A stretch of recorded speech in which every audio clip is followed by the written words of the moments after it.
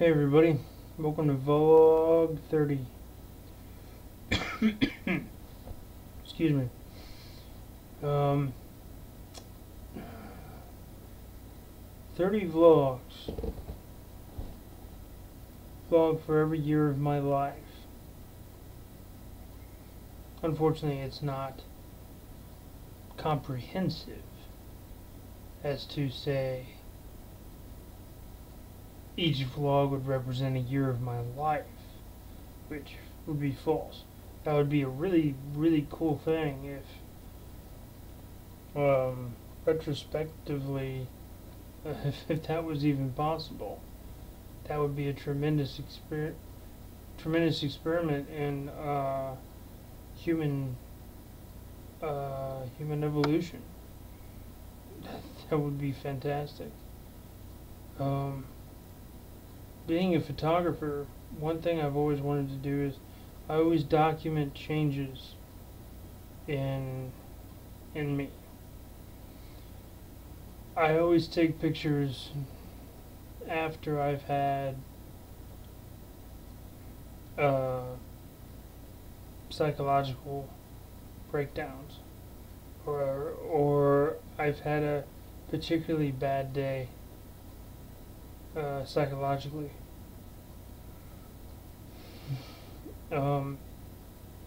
I find it's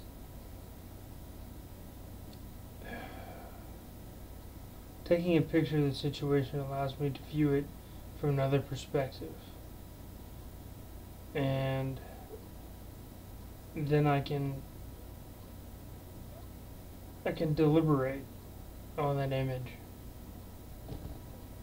and pull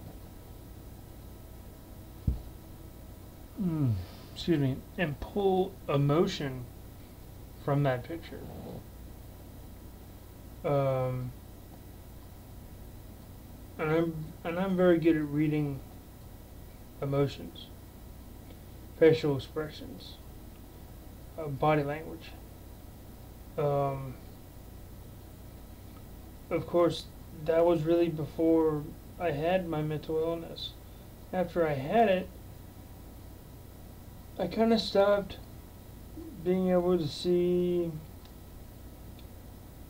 the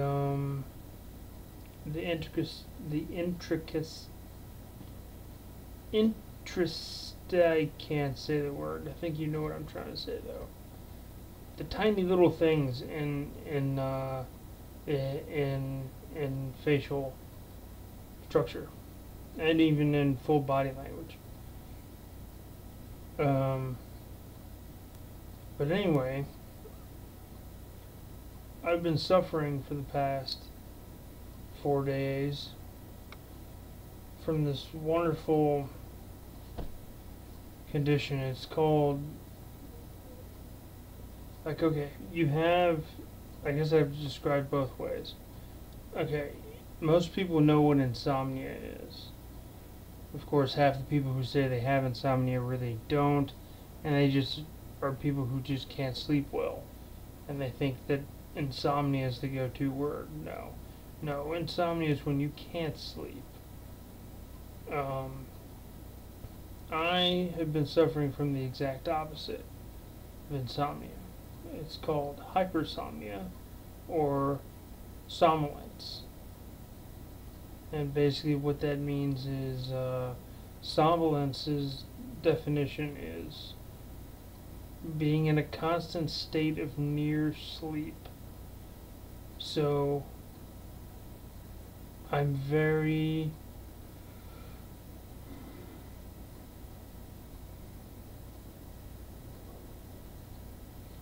I'm probably going to be yawning a lot through this because of the hypersomnia, and what it does is it makes you tired, and you sleep for ridiculous amounts of time. So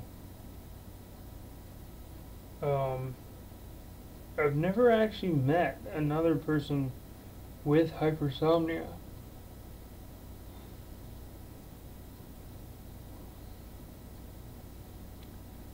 Um, I'm very tired at the moment. But that's one of the strange things about hypersomnia is that you may want to sleep, you may want to do absolutely nothing but sleep, but you can't. Um, or it's so bad that you literally will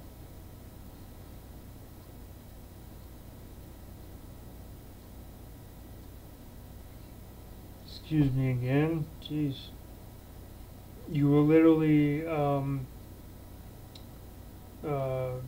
fall asleep anywhere. You sit down for a couple minutes and you'll fall asleep. Um, this is being caused by an increase in a med that I was taking for my major depressive disorder. A med I've mentioned before called venlafaxine or Effexor XR or X mean EX or no.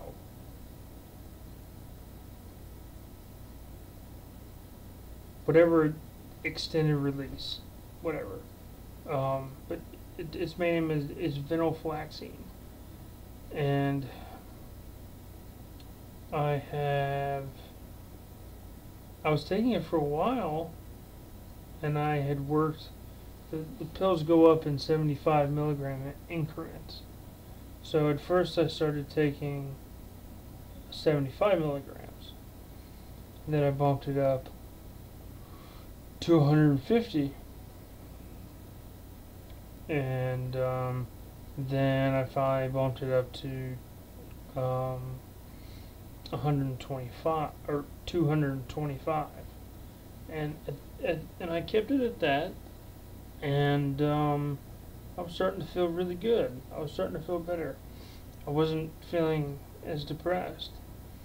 So my psychiatrist during our last meeting supposed that or proposed that I should up the venlafaxine by another 75 milligrams. So instead of taking 3 pills, take 4 or 300 milligrams. Well, this proved to be quite possibly a terrible choice, because ever since I did that, I've been suffering from hypersomnia. And so what I've done is I've gone back and I've taken, like, I talked with my father tonight and basically figured out what I should do. I even emailed my psychologist.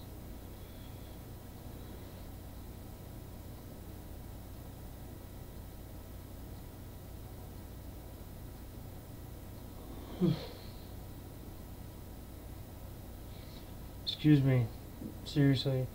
Like I said, it's ridiculous. And it's the strangest sensation. Like insomnia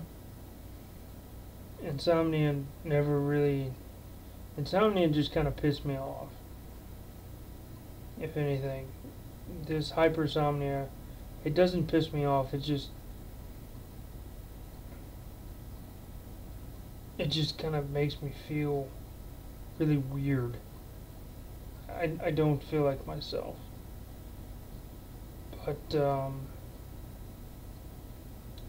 anyway, so that's that deal. I took a dose because I didn't take one this morning. I usually take it in the morning. I took a dose around dinner time of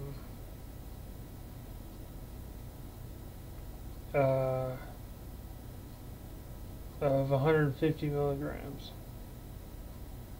Or did I take 250? Did I take 225? Shit. I can't remember what I took. But anyway, I took it, and we're gonna see what's gonna happen.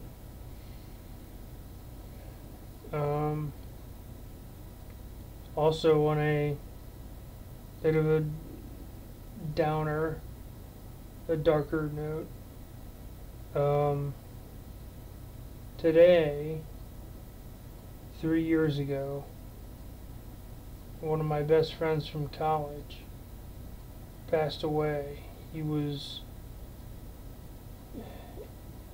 in his truck. He was in his truck with his girlfriend at the time. They were out Christmas shopping, apparently, and went past a road where there was a stop sign. Now, my friend was on the road that had the right-of-way. It was kind of like a T intersection, from what I understood. Well, there was a drunk driver coming from that direction, and he T-boned my friend's truck, basically instantly killing my friend and seriously injuring his girlfriend.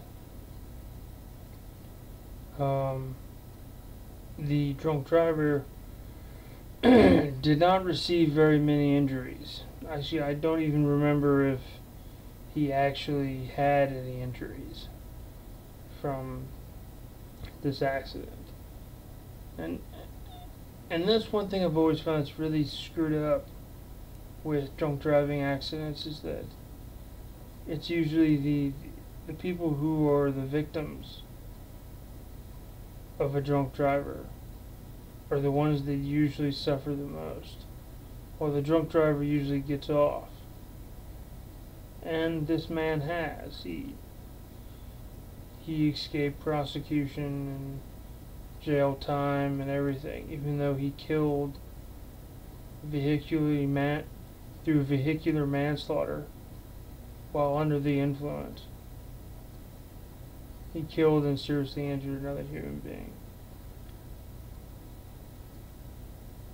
So,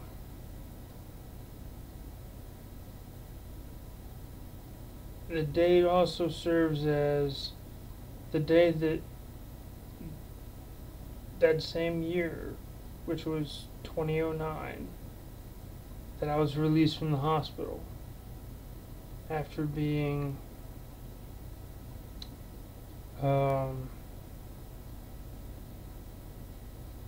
after suffering from congestive heart failure and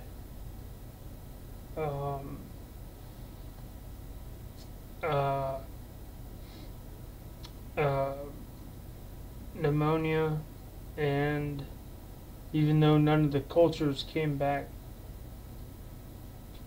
none of the cultures came back positive for H1N1. That's what they thought I had. But I was in the hospital for about 6 days. Excuse me. My friend,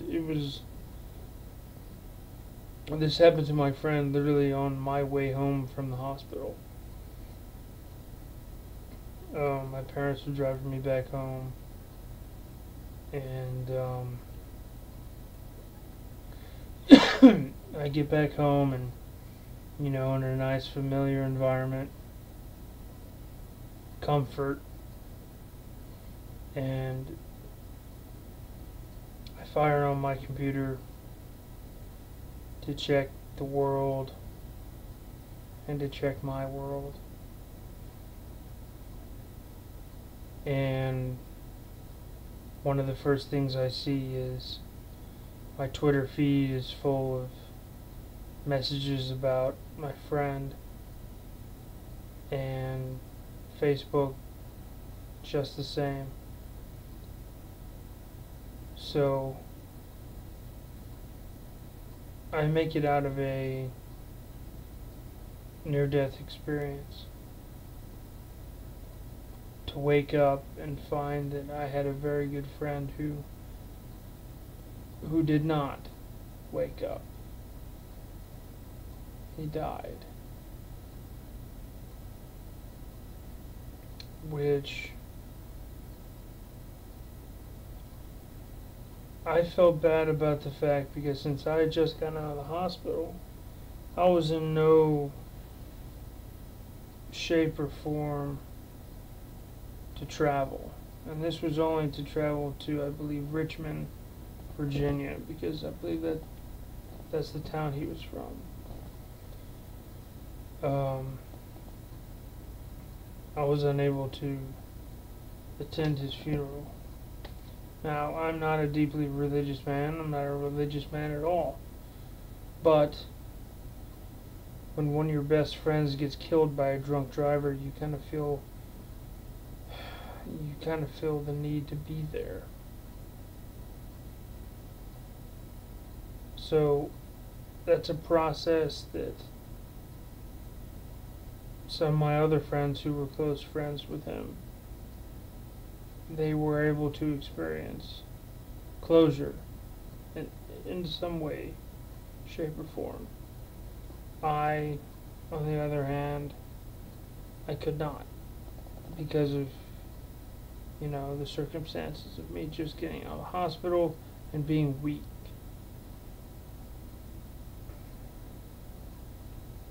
And that bugs me even to this day. Yeah, I know it's only been 3 years, but it doesn't mean it doesn't stop bugging me. So usually, ever since that day, I've raised a glass to my friend. He was a fan of Cabo Wabo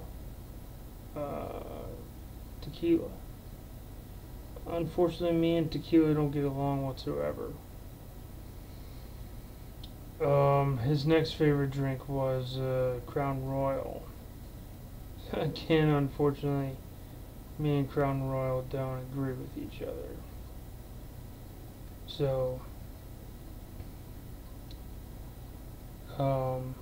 if I still lived in Hickory, where this all happened, I probably would have gone out to the tap room and ordered a Hickory Stick Stout, and which was his favorite microbrew that they had there, which was brewed by them, the tap room. It was Old Hickory Brewing Company.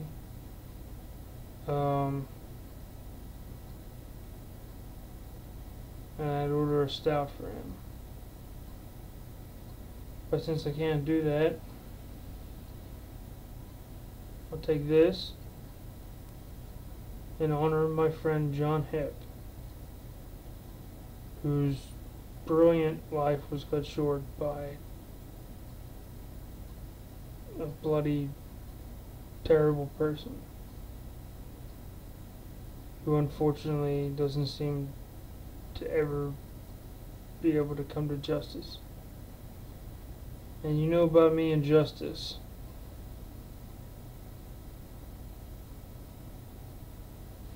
Justice is key to me. This man, my friend John, did not deserve or did not have the justice that should have been placed upon his murderer. His murderer got away, and that does not sit well with me. But anyway, here's to John.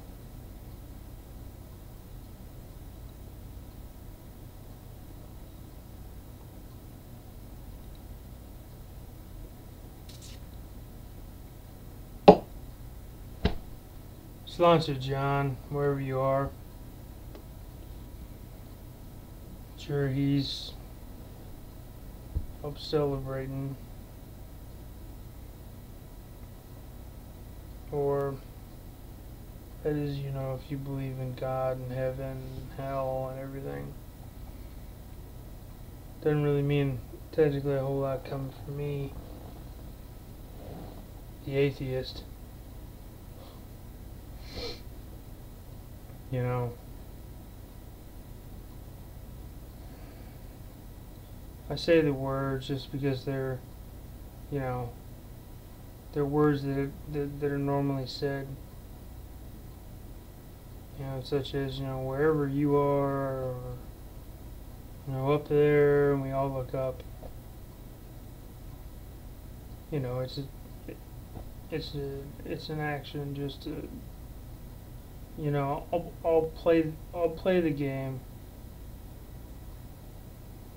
or I guess I don't play ball, but occasionally, depending on what's going on, I'll throw out a pitch or take a swing at a ball. You know, so, and for John, as great as a friend that he was, he deserves it, regardless of my affiliation with organized religion. I celebrate the man, so that's just what I do.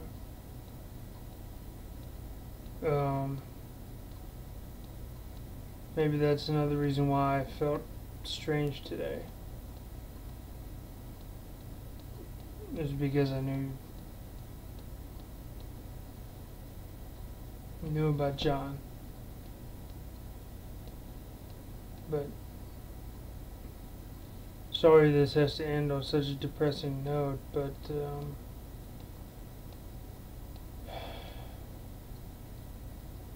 you know, that's the way life is.